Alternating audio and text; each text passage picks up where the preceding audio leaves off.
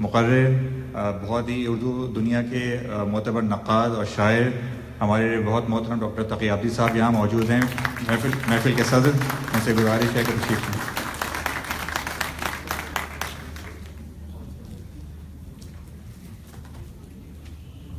یقیناً شہر ٹورانٹو میں جو افراد یہاں موجود ہیں خوش نصیب ہیں کہ ہم اپنے عہد کے ایک ایسے شاعر کا استقبال کر رہے ہیں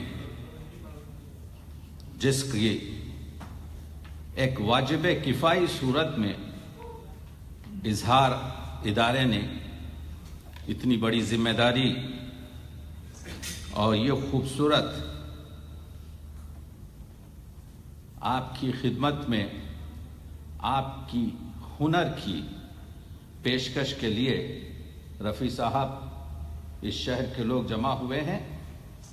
مجھے کہا گیا کہ میں اس بزم میں کلیدی گفتگو کروں آپ کی شخصیت اور فن پر، اور مجھے 40 منٹ دیے گئے۔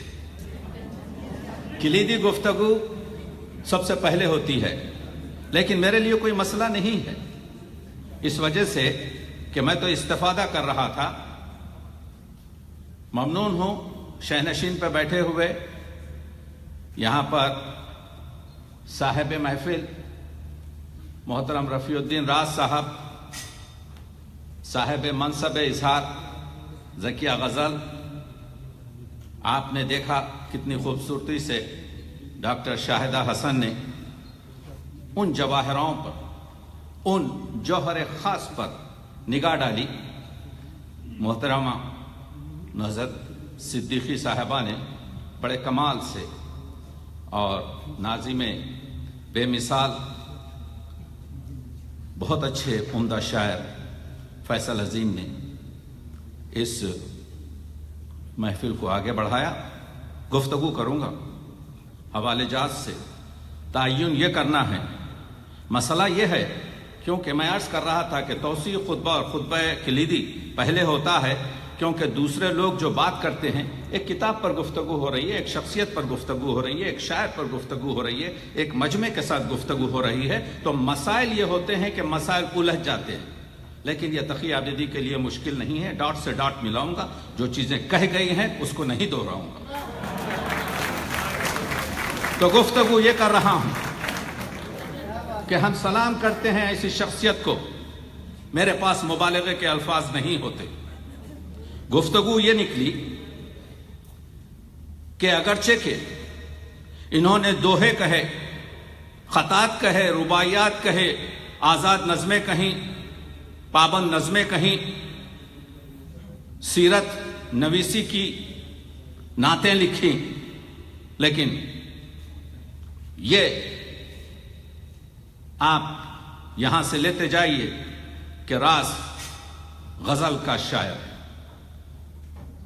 بات یہ ہے کہ غزل جو اردو شاعری کی آبرو ہے، غزل جو اردو شاعری کی رونق ہے، غزل جو اردو کی تہذیب ہے، اور جس تہذیب میں غزل رچی ہے اس کا ہمارے دور کا ممتاز شاعر ہے۔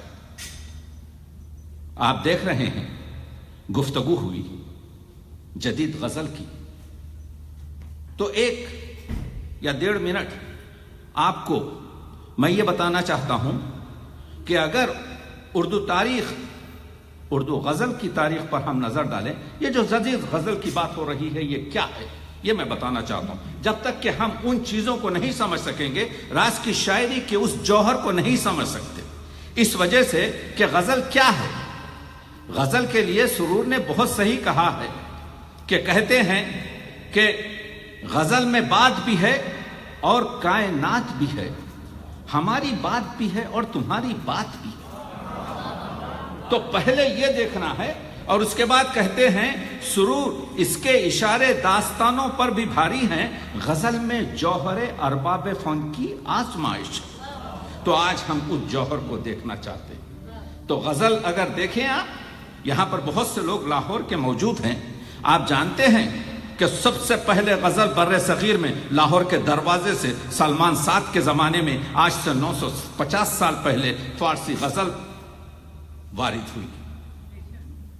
لاہور اردو غزل کی گفتگو کر رہے ہیں تو پہلے ابتدائی غزل تھی، اس کے بعد ارتقائی غزل آئی، اس کے بعد کلاسک غزل ہوئی، اس کے بعد سے حال ہی کے زمانے سے مقصدی غزل ہوئی. مقصدی غزل کے بعد آپ دیکھتے ہیں کہ اس میں انقلابی غزلیں، یگانہ چنگیزی، اور اس کے بعد ترقی پسند غزل، اور 1960 میں جدیدیت کی غزل، 1970 میں مابعد جدیدیت. تو 1970 کے بعد اور راز کی غزل کو ہم جدید اس وجہ سے کہہ رہے ہیں، اس کو میں نے نام دیا ہے عصر جدید کی غزل. وہ اس وجہ سے کہ راز کی غزل آپ پڑھیں گے تو یہ ایک گلدستہ ہے جس میں ہر قسم کی پرانی اور ہر قسم کی روایتی اور ہر قسم کی موضوعاتی بحث کو شاعر پیوست کرتا ہے. آپ راز کی غزل نمونوں سے کروں گا، یہ تمہیدی بات کر رہا ہوں، میرے ساتھ چلتے چلیے تاکہ راز کے ان چیزوں سے آپ واقف ہو جائیں گے جو رموز ہیں. تو راز کی غزل میں آپ دیکھیں گے کہ ایک شعر کلاسک غزل کا ہے، ایک شعر ترجمانی ہے، ترقی پسندی ہے، ایک شعر انقلابی یگانہ چنگیزی کا رنگ ہے، ایک شعر سودا اور میٹ سے لگ کھاتا ہے، ایک شعر میں آج کے ماحول کی جدت اور جدیدیت ہے. تو آج کی جو غزل لکھی جا رہی ہے 1970 کے بعد کی، جیسا ابھی کہا نزہت نے کہ جس میں ناصر کاظمی ہو یا وزیر آغا ہو یا یہ سلسلہ جو چل رہا ہے، فیض بھی اس میں شامل تھے، یا اب جو امجد ہوں یا پیرزادہ ہوں یا راز ہوں یا فراز ہوں، یہ جو غزل لکھی جا رہی ہے یہ عصر جدید کی غزل ہے جس میں شاعر اپنے دور سے جڑا ہوا ہے، جس میں شاعر اپنے ماضی سے جڑا ہوا ہے، جس میں شاعر کی غزل کی کیفیت تو وہی ہے لیکن الفاظ بدل چکے ہیں، وہ زبان نہیں ہے، زبان آج بدلتی جا رہی ہے. تو میں یہ کہہ رہا ہوں کہ یہ جو سرمایہ سخن ہے، یہ جو سخن سرمایہ ہے جس میں 500 سے زیادہ غزلیں ہیں اور زیادہ تر غزلیں جو متوسط اور چھوٹی بحر میں، یہ چھوٹی بحر کا بڑا شاعر، بہت مشکل چھوٹی بحر میں گفتگو کرنا، ادق الفاظوں کو ہٹانا، فارسی ترکیبوں سے اجتناب کرنا، اس کے ساتھ مقصد کو بیان کرنے کا ہنر، بات برتنے کا سلیقہ ہے. ہر شخص کو یہ چیز حاصل نہیں ہوتی. وہی مولانا رومی کا مصرع یاد آ رہا ہے، تو میں ہر مرغ کے انجیر نیز، ہر پرندے کو انجیر کھانے کو نہیں ملتا، یہ سعادت بزور بازو نیز. یہ بازو میں جب یہ سعادت جو ہے زور بازو سے نہیں ملتی، تانا بخشت خدائے بخشندہ، جب تک کہ خدا عطا نہیں کرتا. تو بات برتنے کا سافرہ 50 سال کا سفر ہے، اگرچہ کہ 30 سال پہلے ان کا پہلا مجموعہ 1988 میں آیا جو شاہدہ حسن نے بتایا، لیکن 50 سال کا سفر ہے. فطری شاعر ہے. میں دن رات مطالعہ کرتا ہوں، اسی گلستانوں سے گزرتا ہوں، رنگوں سے واقف ہوں، اسلوب سے گزاشتا ہوں. رشید احمد صدیقی نے غزل کو ام الاسالیب کہا ہے. یعنی اگر آپ مرثیہ دیکھیں، مثنوی دیکھیں، قصیدہ دیکھیں، قطعات دیکھیں، رباعیات دیکھیں تو اسلوب محدود ہیں، 8-10 اسالیب ملیں گے، لیکن غزل میں درجنوں اسلوب ہیں. جو یہ کہا گیا کہ یہ اسلوب، یہ پیٹرن، یہ اسٹائل، یہ طرز بیان، یہ طرز نگارش راز کا مخصوص ہے، کوئی بڑا کریڈٹ نہیں ہے. کریڈٹ یہ ہے کہ کس طریقے سے راز نے اپنے دور سے اپنی غزل کو جوڑا، راز نے کس طریقے سے ہم کو غزل سمجھنے میں آسانی کی. وہ مسئلہ یہ ہے کہ آپ کو میں بتاتا ہوں کہ جو شاعری ہوتی ہے، میں کسی کو غیر شاعر نہیں کہتا. ہمارے پاس اردو اور فارسی میں بہت کام ہوا ہے. شاعری، اچھی شاعری، بڑی شاعری، عظیم شاعری، موجز بیانی، یہ 5 درجے. موجز بیانی کے اردو ادب میں 4 شعرا ہم آسمان سے لائے ہیں ان زمینوں کو. ان کے ساتھ ایک دبستان لگا ہوا ہے، یاد لگا ہوا ہے، اندازے میر کہتے ہیں، انیسیات کہتے ہیں میر انیس کے، اقبالیات کہتے ہیں اقبال کے ساتھ، غالبیات کہتے ہیں غالب کے ساتھ. یہ 4 موجز بیان شاعر ہیں. اس کے بعد ہمارے پاس تقریباً 1.5 درجن کے قریب عظیم شعراء ہیں. اور اس کے بعد بڑی شاعری ہے. بڑی شاعری کی سب سے بڑی خصوصیت 2 ہیں. ایک یہ کہ شاعر کسی بھی صنف میں کسی بھی موضوع پر گفتگو کرے اس کی اعلیٰ قدر کو آپ کے سامنے پیش کرتا ہے. بڑی شاعری اس وقت تک نہیں ہو سکتی. اس وجہ سے بڑی شاعری کا ذکر کر رہا ہوں. میں راز کو اس دور کا 21ویں صدی کی اور 19ویں صدی کے آخر کا اور عصر جدید کی شاعری کا بڑا شاعر تصور اس لیے کرتا ہوں کہ ان کے پاس وہ پورے جواہر موجود ہیں جو بڑی شاعری کہہ سکتے ہیں. آدمیت ہے، انسانیت ہے، حقوق بشری ہے. اقبال نے کہا تھا آدمیت احترام آدمی، باخبر شو از مقام آدمی. آدمیت یہ ہے، انسانیت یہ ہے کہ انسان کا احترام کیا جائے. آج کے اس 21ویں صدی میں سب سے بڑی چیز جو بے چینی ہے، ایک شخص دوسرے شخص کا احترام نہیں کرتا، ایک تہذیب دوسرے تہذیب کو نہیں مانتی. برطرف گردو مقام آدم است. اقبال یہ آفاق سے، ان کائنات سے، ان کہکشاں سے بلند مقام انسان کا ہے. اصل تہذیب احترام آدم است. You call yourself civilized, you have to honor the human being. اصل تہذیب کی جو اصل ہے انسان کا احترام ہے. کیا کہہ رہے ہیں راز؟ صدی بھی اور ہوتی ہے، بشر بھی اور ہوتا ہے، مگر انسانیت کا ایک سا دستور ہوتا ہے. آپ دیکھ رہے ہیں اگر آپ دوسرے شخص کو انسان مانیں، دوسرے شخص کے مسائل کو پوری طریقے سے اپنانے کی کوشش نہ کریں لیکن محترم شماریں، دیکھیے تو اپنا ایک تراشیدہ خدا راز آفاقی شاعری کر رہا ہے. راز بڑی شاعری کے شعر پیش کر رہا ہے اردو کی جانب سے دنیا ادب کو تحفے میں کہ دیکھیے تو اپنا ایک تراشیدہ خدا، سوچئے تو ہر نظر میں ایک ہی معبود ہے. یہ دیکھنے اور سوچنے کا فرق. یہ امن کی باتیں، محبت کی زبان. راز ہر مذہب کا یہ منشور ہے. تو مذہب کا جو منشور ہے، مذہب ہر مذہب کی جو تہ میں چیز ہے، انسانیت ہے، آدمیت ہے، احترام انسان ہے. اور اسی وجہ سے شاعر منقلب ہو جاتا ہے، جوڑ رہا ہے اپنے دور سے، کراچی ہو یا بمبئی ہو یا لندن ہو، شہر کی رات یا مزدور یا گہری نیندیں. منظر دیکھیے، راز کے شعر کو دیکھیے. شہر کی رات یا مزدور یا گہری نیندیں، فرش فٹ پاتھ کا اوصاف میں مخمل نکلا.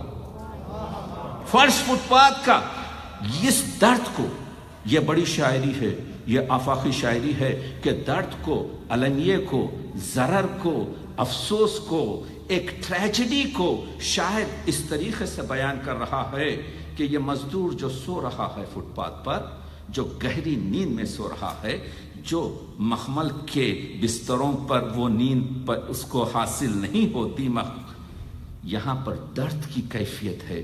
اس درد کو جو جمالیاتی طریقے سے شاعر پیش کر رہا ہے، یہ شاعری ہے.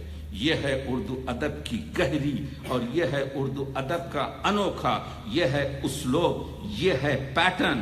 تو آپ دیکھ رہے ہیں گفتگو ہوئی ابھی انا پر. انا ہمارا سب سے بڑا پرابلم ہے، خودی اور انا کے پر. میں نے راز صاحب اتنا خوبصورت شعر،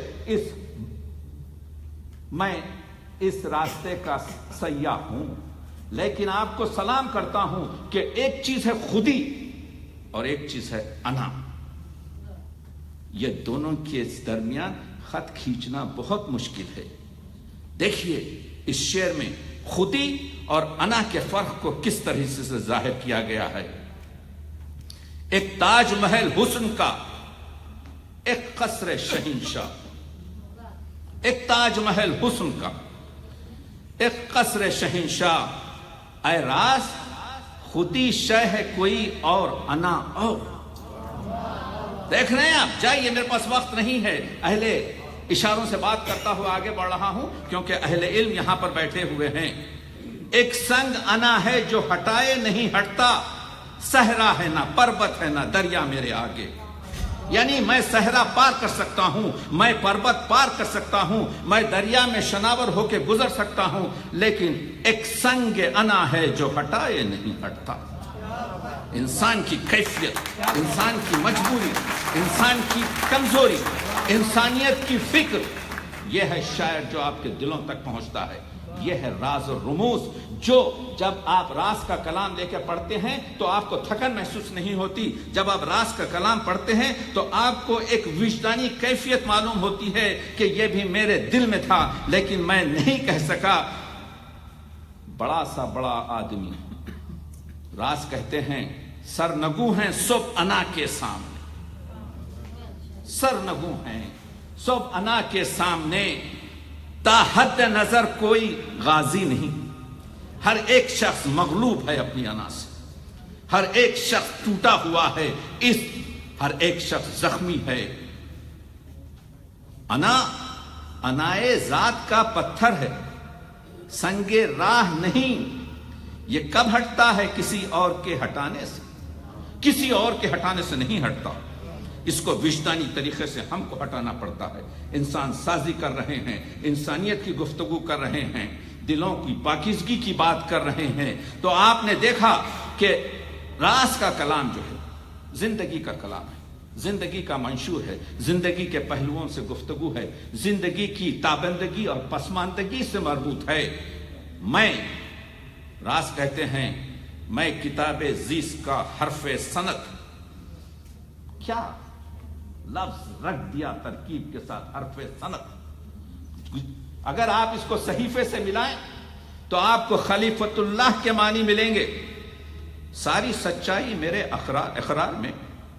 کسی جگہ کہتے ہیں کہ صادقین کی ایک پینٹنگ، راز صاحب صادقین کی ایک پینٹنگ، ایک نقاشی ماسکو میں، پوری اس نے کیا بتایا ہے صادقین کہ پوری دنیا تباہ ہو چکی ہے اور ایک چھوٹا سا بچہ اس کھنڈیر پر بیٹھا ہوا مسکرا رہا. One of the best painting of Sadequain. آپ نے تو یہ دیکھ مجھ سے سن رہے ہیں. اور شعر دیکھیے، نیند میں ہنس رہا ہے ایک بچہ. راز کا شعر ہے. نیند میں ہنس رہا ہے ایک بچہ، زندگی میں ابھی اجالا ہے. صادقین کی پینٹنگ پر لوگوں نے تبصرہ یہی کیا ہے کہ دنیا اگر تباہ بھی ہو جائے تو انسان کا موقف ختم نہیں ہوگا، اس وجہ سے کہ وہ خدا کا وعدہ ہے کہ انسان آخر میں پیروز ہے. زندگی کے دو رخ ہیں، رنگ خوشبو آئینہ خورشید صبح میرے حلیف. ابھی شاہدہ نے پڑھا، رنگ خوشبو آئینہ خورشید صبح میرے حلیف. زندگی کی ہر علامت کا نمائندہ ہوں میں. یہاں پر راز خود کو انسانیت کے ایک انسان، ایک آدمی کی جگہ رکھ کے کہہ رہے ہیں. اور دوسرا رخ دیکھیے کیا پیش کرتے ہیں. ہجوم بے یقینی، وسوسے، خدشات. ہجوم بے یقینی، وسوسے، خدشات، محرومی. تو کیا یہ زندگی بیچارگی کا استعارہ ہے؟ ایک پسماندگی کا جلوہ ہے، ایک جلوگ کا ہے، ایک تابندگی کا مسئلہ ہے. خوشبو کے ہم رکاب کبھی روشنی کے ساتھ، محو سفر ہوں نشے تر دامنی کے ساتھ.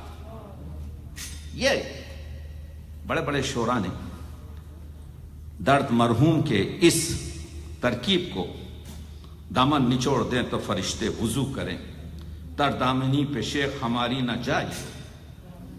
دامن نچوڑ دیں تو فرشتے وضو کریں. انسان کی منزلت جو اقبال نے بتائی کہ جبریل کی آخری حد جبروت ہے.